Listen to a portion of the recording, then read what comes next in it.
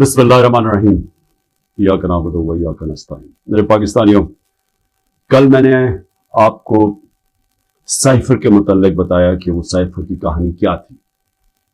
मैंने कल भी अपनी कौम के सामने ये रखा कि ये बजाय FIA इसकी इंक्वायरी करे, इसकी सुप्रीम कोर्ट के चीफ जस्टिस को अपने नीचे एक पैनल बनाना चाहिए और तब इंक्वायरी करनी चाहिए। और वो मैं ये क्यों कह रहा हूं?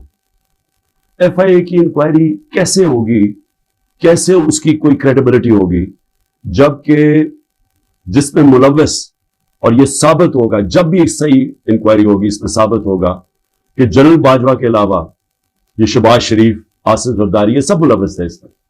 क्योंकि जब हमने इनको कहा, ऑपोजिशन पार्टीज उस वक्त, हमने कहा देख तो लें साइफर को, ताकि आपको पता तो चले कि एक मुल्क की तौहीन की जा रही है। ये इमरान खान की तौहीन नहीं है, ये मुल्क की तौहीन है, तो आप देख तो लें। एकदम साफ इनकार कर दिया। तो उससे वाज़ेह हो जाना चाहिए कि इतना खौफ क्या था देखने के लिए, क्योंकि उनको पहले ही पता था क्या हो रहा है। उससे बड़े पहले ये मुलाकातें कर रहे थे जाके एम्बेसी के लोगों के साथ। अच्छा जी, अब मैं ये इसलिए कह रहा हूं कि ये साइफर की अंदर तहकीकात जरूरी है, क्योंकि एक IMF ने रिपोर्ट शाया की है 2018 से और 2023 के बीच में। उन्होंने एक रिपोर्ट दी है। ये मैं जरूर चाहता हूं कि ये आप जो आप में से समझते हैं थोड़ी बहुत भी माइशत को, वो इसको जरूर देख लें।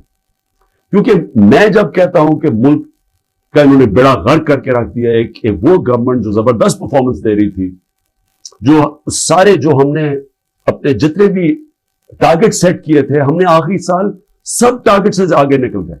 टैक्स कलेक्शन सबसे ज्यादा हमने अपने टारगेट से ऊपर चले गए, एक्सपोर्ट टारगेट ऊपर ज्यादा मिला, रिमिटेंसेस जो बाहर से डॉलर्स आते हैं वो ज्यादा हुए जो हमारे टारगेट्स थे।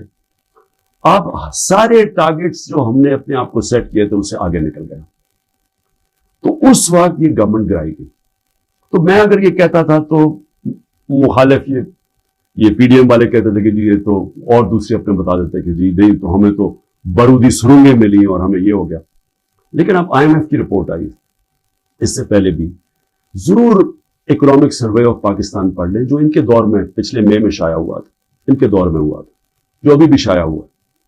जरा उससे जरूर उससे भी देख लें वो क्या चीज सामने आती है कि जब एक साजिश के तहत जनरल बाजवा ने एक सिटिंग गवर्नमेंट को गिराया, तो इस कौम को कितनी तकलीफ उठानी पड़ी और उठा रही है तकलीफ।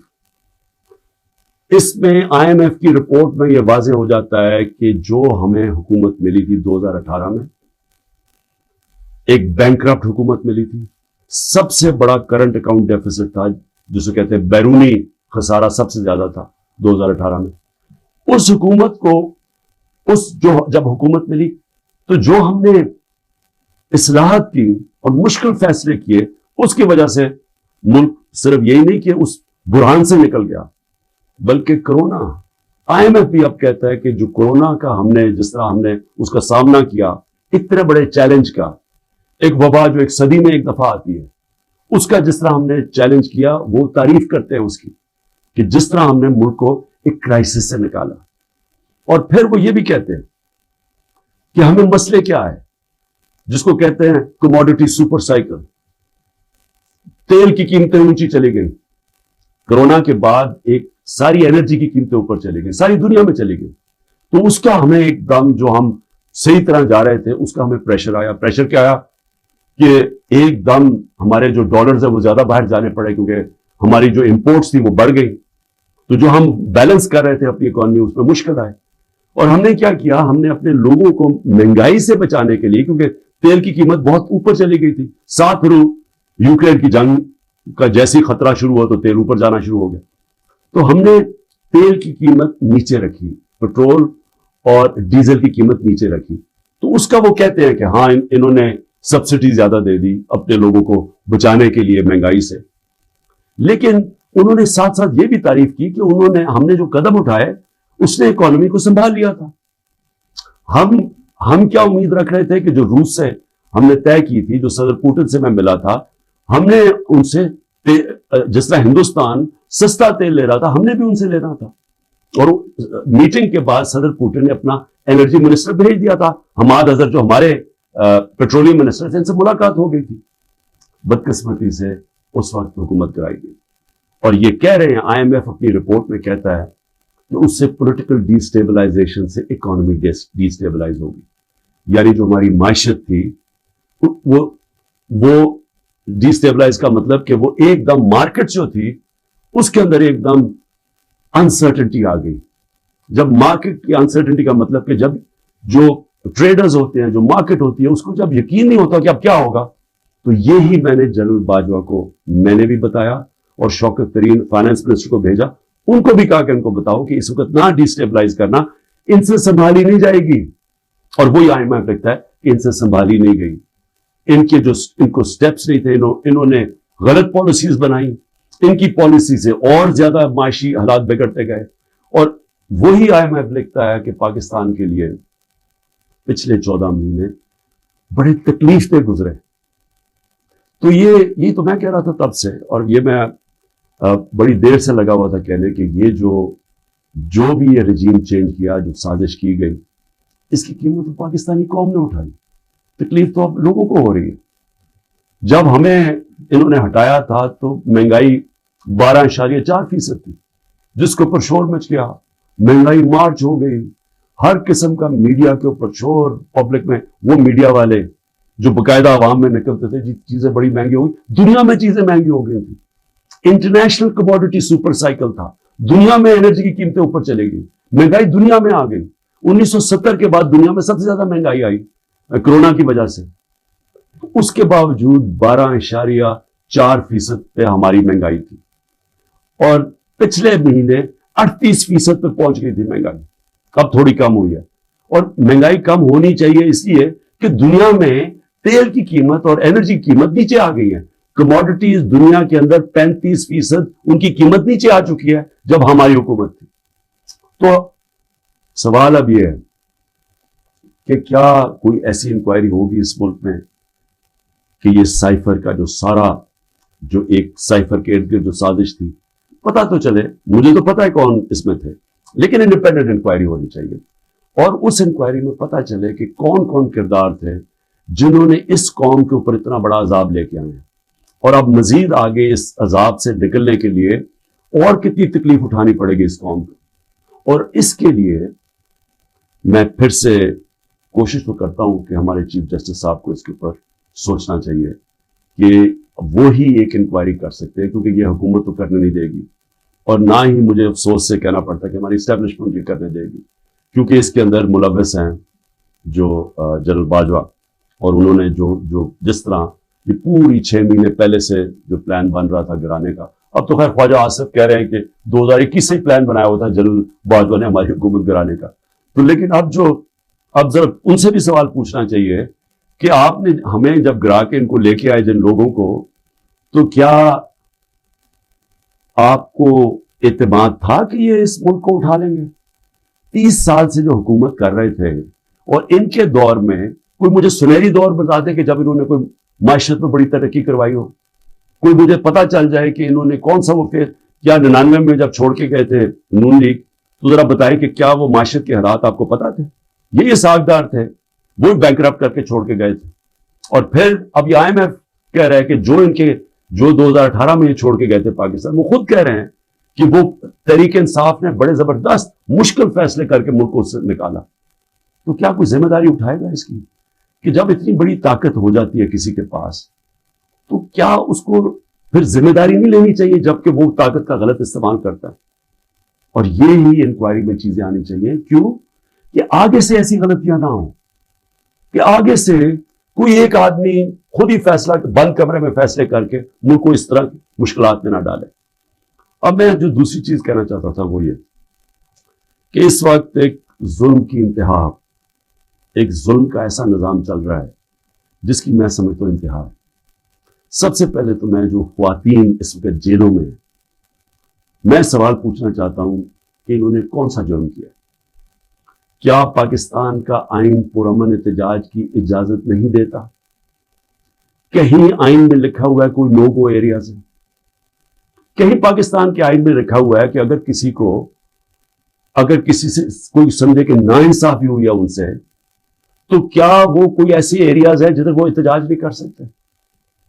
جب سپریم کورٹ کہتا ہے کہ پارٹی کے چیئرمین عمران خان کو غیر آئینی اور غیر قانونی طور پہ اغوا کیا گیا اسلام آباد ہائی کورٹ سے، اور جس طرح اس کو مجرموں کی طرح ڈنڈے مار کے لوگوں کو، اس کے بھی اور لوگوں کو، وکیلوں کو، جس طرح اس کو پکڑ کے لے کے گیا تاکہ ساری دنیا دیکھے کہ کس طرح ایک پارٹی کے سربراہ کو کس طرح کا یعنی اس کے ساتھ رویہ تھا، تو کیا اس کا اجازت نہیں تھی کہ پرامن احتجاج اس ناانصافی کے اوپر کرے؟ اور جب رینجرز اٹھا کے لے کے گئے تو کدھر احتجاج کرنا تھا؟ وہی نا کنٹونمنٹس بھی کرنا تھا، جی ایچ کیو کے سامنے کرنا تھا، اور کدھر جا کے کرتے؟ تو میں سوال یہ پوچھتا ہوں، اس میں جرم کیا تھا؟ جرم جو تھا جو جلائے ہیں، جرم تھا کور کمانڈر کے گھر کو آگ لگانا، یہ جرم تھا۔ جرم وہ تھا جو عسکری ٹاور جلائے گئے ہیں اور جدھر جدھر بھی جلائے گئے ہیں، وہ جرم تھا۔ اب میرا سوال یہ ہے کہ کیا اس جرم میں 10,000 لوگ پر شریک تھے؟ کیا 50-60 لوگ ہوں گے جنہوں نے جا کے جلایا؟ میرا اگلا سوال یہ ہے کہ یہاں سی سی ٹی وی کیمراز ہیں، کیوں نہیں سی سی ٹی وی کیمراز کی فوٹیج سامنے آئی کہ وہ کون لوگ تھے جو پہلے گئے ہیں، کن لوگوں نے آگ لگائی؟ کیا اتنا مشکل ہے اس کو ڈھونڈنا؟ یا سیف سٹی کے کیمراز ہیں، کیا سیف سٹی کے کیمراز نہیں بتا سکتے ہمیں کہ وہ کون لوگ تھے؟ کیونکہ ہم سب چاہتے ہیں کہ ان کو سزا ملے، لیکن اس کی آڑ لے کے یہ کرنا کہ پوری پارٹی کے پیچھے پڑ جانا، جدھر پارٹی کے لوگ ہیں ان کے اوپر، ان کے گھروں میں گھس جانا، نہ ان کی عورتوں کو دیکھنا، نہ بچوں کو دیکھنا، نہ رشتہ داروں کو دیکھنا، جو آئے تو اسے پکڑ کے جیلوں میں ڈال دیں۔ پولیس کو فری ہینڈ دے دیا ہے کہ اچھا جی آپ کی وہ جیو فینسنگ میں آپ کا آ گیا ادھر، تو چلو جی آپ کو پکڑ کے ہم جیل میں ڈال رہے ہیں، لیکن اگر آپ پیسے دے دیں گے اتنے تو ہم آپ کو جیل میں نہیں ڈالیں گے۔ ریٹس لگی ہوئی ہیں، 15 لاکھ سے شروع ہوتے ہیں، کسی کو 10 لاکھ میں بلیک میل کیا جاتا ہے، کسی کو 5 لاکھ میں۔ اپنے ملک کی ہم پولیس کی تباہی کر رہے ہیں یہ حرکتیں کروا کے۔ کوئی انڈیپینڈنٹ انویسٹیگیشن ہوگی اس کے اوپر؟ کیا عسکری ٹاورز کے اندر نہیں ہم بتا سکتے؟ ایک انڈیپینڈنٹ صحافی کی پوری سٹیٹمنٹ آئی ہوئی ہے کہ وہاں کیا ہوا، اس میں پی ٹی آئی والے نہیں تھے عسکری ٹاور۔ ایک پتا چلے کہ ریڈیو پاکستان پشاور کس نے جلایا تھا، اس کے اوپر کوئی انویسٹیگیشن ہونی چاہیے، کیوں نہیں ہوئی ابھی تک؟ میرا سوال یہ ہے کہ کیوں نہیں ابھی تک آئی جی پنجاب اس سے کیوں نہیں پوچھا گیا کہ کیوں پولیس وہاں نہیں پہنچائی کور کمانڈر ہاؤس؟ کیوں اس سے نہیں پوچھا جا رہا؟ جب یہ ہوا تھا امریکہ کے اندر کیپٹل ہل، ان کی پارلیمنٹ کے اوپر جب ڈونلڈ ٹرمپ کے لوگوں نے ہلا بولا تھا تو سب سے پہلے پولیس چیف کی خبر لی گئی تھی۔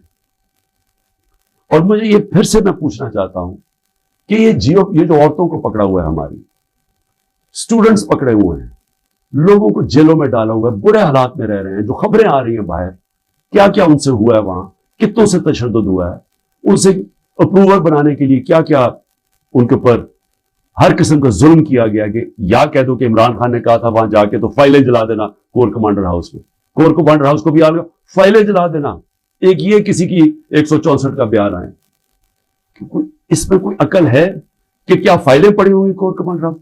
آج تک مجھے ایک سٹیٹمنٹ بتا دے کہ عمران خان نے اپنی ساری زندگی کبھی کہا ہے کہ تشدد کرو، انتشار کرو، لوگوں کو مارو، جلا دو؟ ایک میری سٹیٹمنٹ بتائی 27 سال میں 126 دن کا دھرنا تھا، پاکستان کی تاریخ کا سب سے زیادہ پروٹیسٹ تھا، لمبا، بتائیں اس کے اندر کچھ کیا؟ توڑ پھوڑ کی، کچھ جلایا؟ آتے تھے اپنا دھرنا، اب تقریر کر کے واپس چلے جاتے تھے، شعور لوگوں کو دیتے تھے۔ اس کو جمہوریت کہتے ہیں۔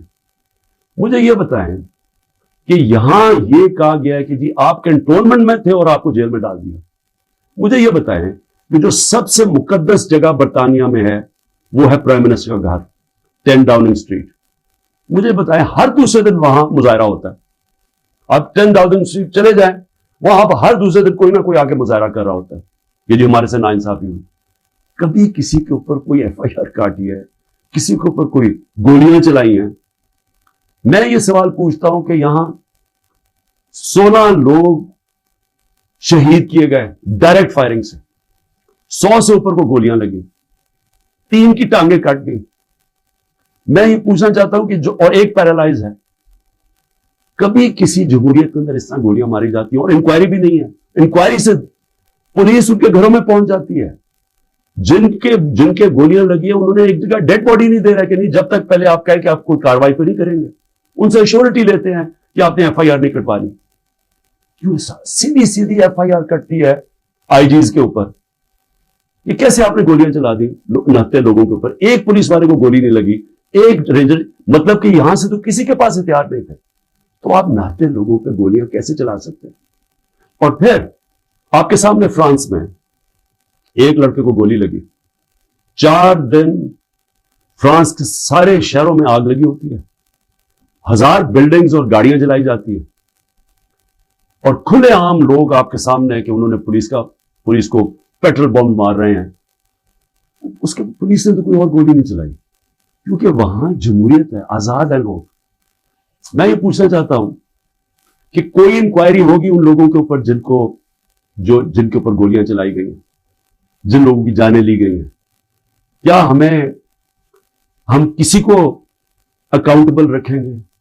کیا اس ملک کے اندر کوئی انصاف کا نظام ہے، یا صرف طاقتور جو مرضی کرنا چاہے جنگل کے قانون کی طرح وہ کر سکتا ہے؟ یہ کیسے ہو سکتا ہے؟ چلے عورتوں کا میں نے شروع میں بات کی، بچوں کو کیوں پکڑ لیتے ہیں؟ ڈاکٹر امجد کا ابھی اس کی مجھے کل میسج آئی، 13 سال کا بیٹا. ڈاکٹر امجد گھر تھا نہیں، 6 دفعہ اس کے گھر چھاپے پڑ چکے. اس کے 13 سال کا بیٹا اور اس کا ایک بھتیجا تھا، وہ کوئی 18 سال، ان کو اٹھا کے لے گئے. ساری رات وہ اس کے اوپر کپڑا ڈال کے 13 سال کے بچے کو پھراتے رہے. لیکن جو اسٹیبلشمنٹ کو فکر کرنے کی بات یہ ہے کہ ہر جگہ پولیس کیا کہتی ہے، جی ہم کچھ نہیں کر سکتے، ہم مجبور ہیں، اوپر سے پیغام آئے ہیں. یعنی یہ جو ہم ظلم کر رہے ہیں یہ ہم نہیں کرنا چاہتے، یہ ہمیں پیچھے سے پیغام آئے. یہ ہر جگہ سے یہ خبر آتی ہے کہ جی ہم تو چھوڑنا چاہتے ہیں لیکن کیا کریں جی، وہ اوپر سے پریشر ڈال رہے ہیں، سارا ڈال رہے ہیں اسٹیبلشمنٹ کے اوپر، ساری نفرت اس کے خلاف کر رہے ہیں. یہ تو کوئی دشمنوں کی ضرورت نہیں ہے. یہ جو سارا ظلم کیا جا رہا ہے یہ اب پولیس اپنے اوپر سے اتار رہی ہے. یہ جو گھروں پہ بھی جاتے جی ہمیں آرڈر ہے کہ گھر توڑ دو، لوٹتے ہیں گھر کہ جن کو سبق سکھاؤ. بچوں کو پکڑنا، عورتوں کو پکڑنا. اور یہ حال ہے کہ زمان پاک میں اب یہ حال ہے. ذرا میں آخری بات کر رہا ہوں. زمان پاک میں کیا ہوتا ہے، یا ایک نائی آتا ہے ہر تھوڑی دیر کے بعد، جو گارڈز بھی ہیں یا کام کرنے والے ہیں، وہ ایک دفعہ آتا ہے ان سب کے بال کاٹ دیتا ہے.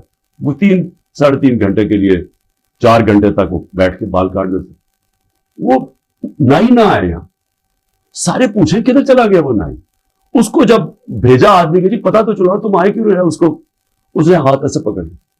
کہتے جی میرے پولیس پہنچ گئی اور پولیس نے کہا کہ تم 3.5 گھنٹے زمان پارک میں کیا کر رہے تھے. اس نے ہاتھ چھوڑ لیا کہ جی میں نہیں آ سکتا. تو یعنی یہ حالات ہے کہ زمان پارک میں آنا جرم ہو گیا. یہ کدھر پہنچ گئے ہم؟ یہ ایک پولیٹیکل پارٹی ہے. عمران خان ایک پولیٹیشین ہے، ایک غدار نہیں ہے. اس کا جینا مرنا اس ملک میں ہے. جو لوگ آج اوپر بٹھائے ہوئے ہیں، میں انشاءاللہ کل پورا توشہ خانہ کا بتاؤں گا، کیونکہ اس پہ جلدی شروع میں جس طرح بتایا کوشش کر رہی ہے کہ کسی طرح اس کو ڈسکوالیفائی کریں یا جیل میں ڈالیں. یہ سائفر آ گیا، توشہ خانہ آ گیا، یہ باقی سارے جو 180 کیسز ہیں.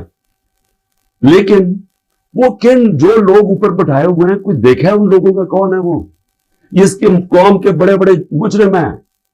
وہ لوگ ہیں جو 30 سال سے جرم کر رہے ہیں، جن کے اوپر اتنی فائلیں ہیں ان کی چوریوں کے اوپر. تو میں کل ان کا بھی ذرا آپ کو بتاؤں گا کہ ان کے توشہ خانہ میں، کیونکہ مجھے تو پہلی دفعہ پتا چلا ہے، میں نے تو توشہ خانہ کا ریکارڈ جو لاہور ہائی کورٹ نے بلایا، میں نے پہلی دفعہ ریکارڈ دیکھا تو اس میں تو بڑے انکشاف ہوئے ہیں. تو میں انشاءاللہ کل آپ سے بات کروں گا. لیکن میں صرف آخر میں یہ کہنا چاہتا ہوں، اس ملک کو تباہ نہ کریں. جب ایک قوم میں اچھے برے کی تمیز ختم ہوتی ہے، قوم تباہ ہو جاتی ہے. پہلے اخلاقی طور پہ مرتی ہے قوم، پھر معاشی طور پہ مرتی ہے. سارے جو دنیا کی بڑی بڑی ریاستیں تھیں، رومن ایمپائر، مسلمانوں کا مغل ایمپائر، یہ جو عثمانیہ سلطنت، یہ ساری ختم ہونے سے پہلے ان کے اندر اخلاقی طور پہ یہ قومیں مری تھی. اس کے بعد یہ ختم ہوئے تھے، ملک ٹوٹے تھے. دیکھیں، لوگوں سے زبردستی بیان لینا، 164 کا بیان لے کے ان کو رکھ کے ان کو ان کو بلیک میل کرنا, ان کے بچوں سے بلیک میل کرنا, فائلوں سے بلیک میل کرنا, یہ ہم جھوٹ کو سچ کراتے کراتے ہم کیا دیکھ رہے ہیں کہ یہ ملک کو کتنا بڑا نقصان ہو رہا ہے.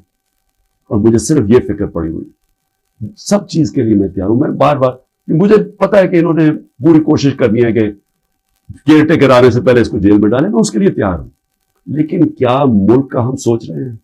وہ نہیں سوچ رہے جن کے سارے ڈالرز باہر پڑے ہوئے ہیں. سوچ ہمیں, ہماری طرح کے لوگوں کو سوچنا چاہیے جن کا جینا مرنا پاکستان میں. پاکستان زندہ باد.